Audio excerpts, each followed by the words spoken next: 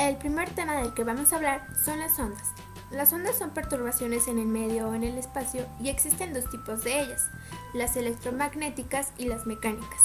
Las ondas electromagnéticas son ondas como las de la radio, luminosas o microondas. Por otro lado, las ondas mecánicas se dividen en ondas longitudinales y transversales. Las ondas longitudinales se presentan cuando las partículas del medio material vibran paralelamente a la dirección de propagación de la onda. Un claro ejemplo de él es el sonido, al igual que la onda sonora. Las ondas transversales se presentan cuando las partículas del medio material vibran perpendicularmente a la dirección de propagación de ondas. Este se produce, por ejemplo, cuando se arroja una piedra a algún estanque. En las ondas mecánicas, la que se desplaza o avanza es la energía de la onda y no las partículas del medio, pues estas únicamente vibran o están transmitiendo la energía, pero conservan sus posiciones. En general, las ondas mecánicas transmiten energía por medio de la materia, debido a las perturbaciones ocasionadas en ella, pero sin que se implique un desplazamiento total de la materia. Ahora hablaremos sobre el tren de ondas. Si a una cuerda tensa y sujeta por uno de sus extremos y se le da un impulso moviéndola hacia arriba, se produce una onda que avanza por las partículas de la cuerda. Estas se moverán al llegarse el impulso y les cobrarán su posición de reposo cuando la onda pase por ellas. Si la cuerda se sigue moviendo hacia arriba y hacia abajo, producirá un tren de ondas periódico si el movimiento también lo es. El frente de onda, a partir del centro emisor de las ondas, es decir, del lugar donde cayó la piedra, los diferentes frenes de una onda avanzan al mismo tiempo y con la magnitud de la velocidad constante. El rayo o vector de propagación es la línea que señala la dirección en que avanza cualquiera de los puntos del frente de la onda.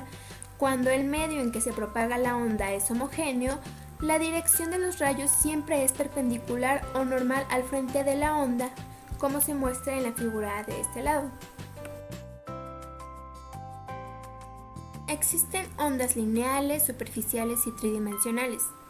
Las ondas lineales son las que se propagan en una sola dimensión o rayo, tal es el caso producido en una cuerda o en algún resorte.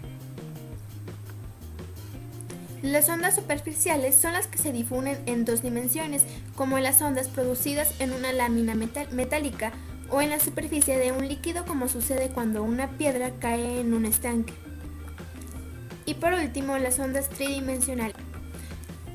Estas son las que se propagan a todas direcciones, como el sonido. Los frentes de ondas sonoras son esféricos y los rayos salen en todas las direcciones a partir del centro. La onda se conforma de varias bases, de varios puntos, como son la cresta, el valle, línea de equilibrio y entre otras características, las cuales las mencionaremos a continuación. En primer punto está la longitud de onda, es la distancia entre dos frentes de onda que están en la misma fase. Después seguimos con la frecuencia, que este es el número de veces por segundo en el cual se realiza un ciclo completo de una onda. Se mide comúnmente entre ciclos sobre segundos. Un hertz es un ciclo sobre segundo. El nodo es el punto donde la onda cruza con la línea de equilibrio. El periodo es el tiempo que tarda en realizar un ciclo de la onda. Como puede notarse, el periodo es igual al inverso de la frecuencia y la frecuencia es igual al inverso del periodo. Por consiguiente, nos lleva a la siguiente fórmula, donde t es el periodo en ciclos sobre segundos y frecuencia es en hertz. La elevación es la distancia entre cualquier punto de la onda y su posición de equilibrio. Y por último, la amplitud de onda es la máxima elongación o alejamiento de su posición de la zona de equilibrio que alcanzan las partículas vibrantes. La rapidez de propagación es aquella con la cual se propaga un pulso a través de un medio. En otras palabras, es la distancia de una determinada cresta o valle que recorre en un determinado tiempo, que generalmente es en segundos. La rapidez o magnitud de la velocidad con la que se propaga una onda está en función de la elasticidad y la densidad del medio. Mientras que ésta sea más elástico, menos denso, la rapidez de propagación será mayor. En general, dicha rapidez en medio específico siempre es la misma y puede calcularse con la siguiente expresión, donde v es la rapidez o magnitud de la velocidad, lambda es la longitud de ondas y t es el periodo.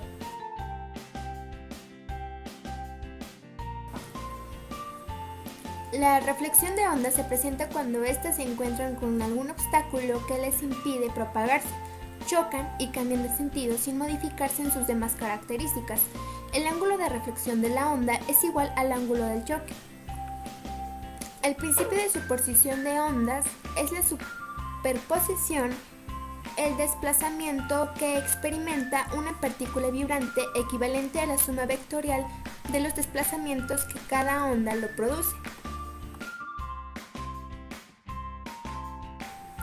Las interferencias de onda se produce cuando se superponen simultáneamente dos o más trenes de ondas. Este fenómeno se emplea para comprobar si el movimiento es ondulatorio o no.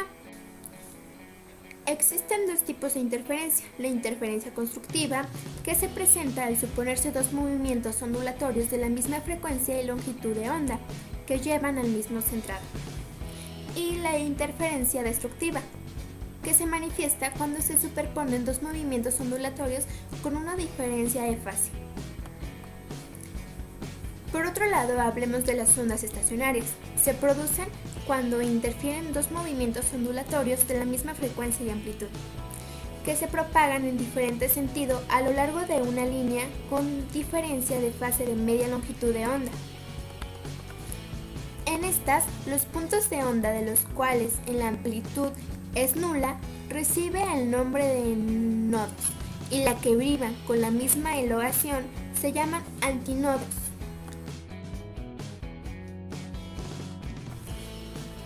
La refracción de ondas se presenta cuando éstas pasan de un medio a otro de distinta densidad, o bien cuando el medio es el mismo pero se encuentra en condiciones diferentes. Ello origina que las ondas cambien su magnitud, velocidad de propagación y su longitud de onda, conservando constantemente su frecuencia. Por otro lado, tenemos la difracción de ondas.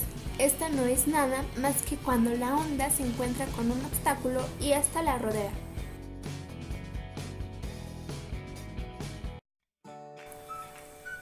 Ahora hablaremos sobre las ondas sonoras.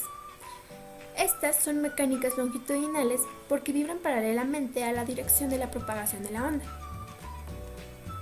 Como el sonido se transmite en todas las direcciones, por medio de cualquier material elástico, se trata de ondas tridimensionales o espaciales.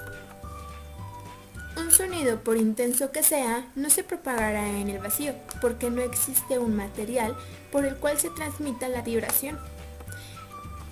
El sonido no es más que el fenómeno físico que estimula al oído. Hablaremos sobre la rapidez de propagación del sonido.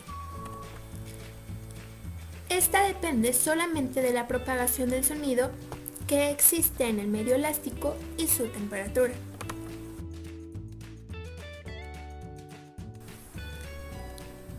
Los fenómenos acústicos del sonido son la reflexión, el eco, la resonancia y la reverberación.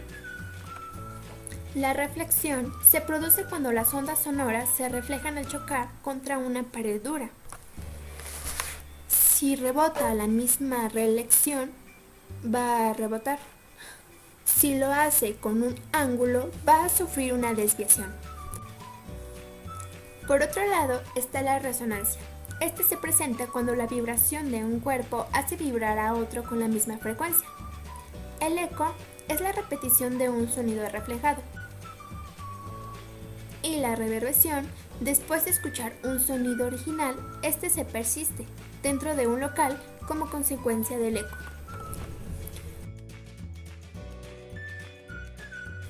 Las cualidades del sonido es la intensidad, el tono y el timbre. La intensidad, esta determina si un sonido es fuerte o débil. La intensidad de un sonido siempre va a depender de la amplitud de la onda, ya que a medida de que esto aumenta, la intensidad también aumenta. El tono va a depender de la frecuencia de la amplitud y el tono de la frecuencia. A menor frecuencia, sonidos más graves. Y por último, el timbre, que este indica la fuente sonora. Esto se puede porque el tono siempre va a llevar un tono que se llama armónicos, llamados también como sobretonos. Estos le dan al timbre un característico o un instrumento musical a la voz. Por eso podemos identificar la voz de diferente persona, así como los instrumentos que producen un sonido.